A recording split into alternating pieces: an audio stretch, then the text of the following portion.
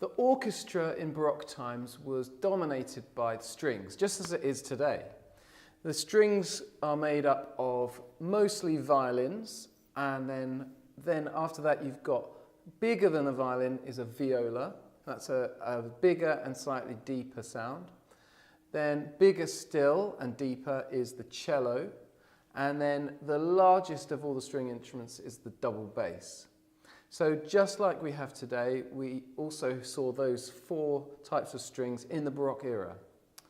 Keyboard instruments back then consisted of the harpsichord and the organ. They had no piano. And woodwind instruments, they would have had flutes, recorders, oboes, and bassoons. Brass instruments were much more basic than we have today. They hadn't yet invented the valve. The valve is the part of a brass instrument which diverts the air through different tubes, different length tubes. And it's that allows a brass player to get lots of different pitches.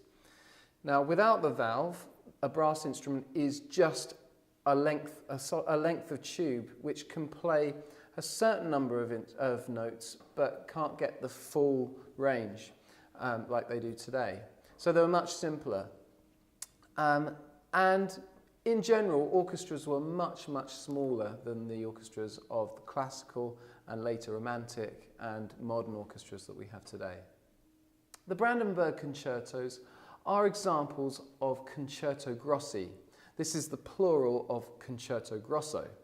Now, concerto grosso is a small group of soloists accompanied by a larger orchestra. The small group is called the concertino, and the larger group is the ripieno.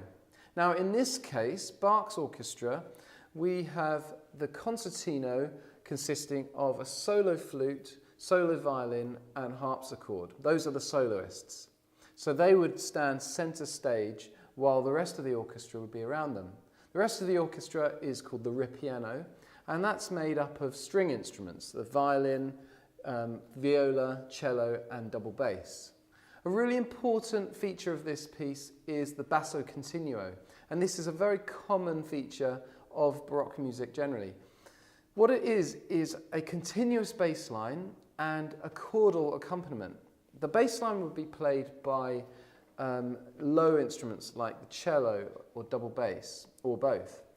And the chords would be played by a keyboard instrument like an organ or a harpsichord.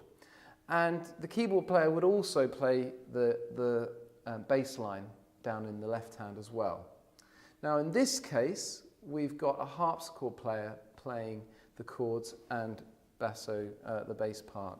So the harpsichord is a keyboard instrument, and it was around, particularly in the Baroque era, kind of fell out of fashion towards the end of the Baroque era into the classical era, where the piano began to take over. It's different from the piano in that inside a piano, you might see, if you've had a look inside, you'll see lots of hammers. As you push a key, a hammer will strike a string, and it creates that percussive sound. And because of that, you can press it lightly and get a quiet sound, or hard and get a loud sound. With a harpsichord, on the other hand, when you push a key, what you're doing inside, there's a mechanism that plucks strings. And they would use little plectrums, just like a guitarist uses. And because of that, no matter how hard you press, if you press lightly, it plucks a string. If you press hard, it still plucks a string, and it sounds just the same. It doesn't sound any louder, really. So because of that, you have no dynamic range on a harpsichord. And it was generally quite quiet anyway. So the role of the harpsichord player, they had several roles. And in the Brandenburg concertos particularly, what was unusual about this is that it has a solo role. So I've already said it was part of that concertino. And so it would be right up front on stage playing as a soloist. As well as that, again, I've already said, it was playing the continuo, basso continuo, so bass line and chords.